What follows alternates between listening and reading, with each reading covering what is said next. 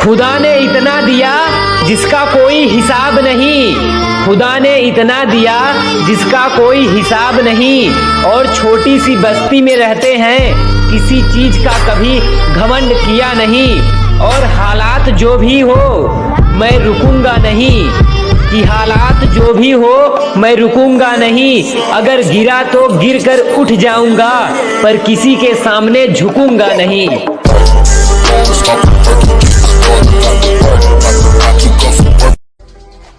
हम गेमर हैं यार, हम लड़कियों पे नहीं अपने रैंक पे ध्यान देते हैं।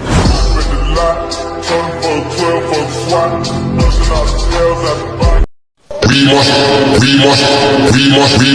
must up the place, turn up the business.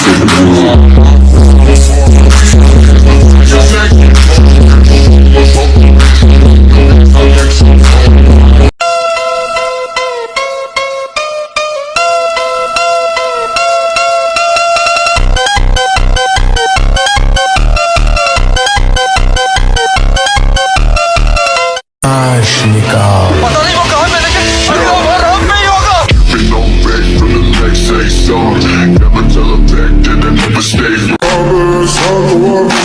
Free fire প্লেয়ারদের দেখতে আপনার কাছে একটু নম্র ভদ্র স্বভাবেরই মনে হবে, তবে ওদের ভেতরটা কিন্তু কড়া। আর আপনি ওদের সাথে ঝামেলা করবেন, আপনি জায়গায় খেয়ে যাবেন ধরা।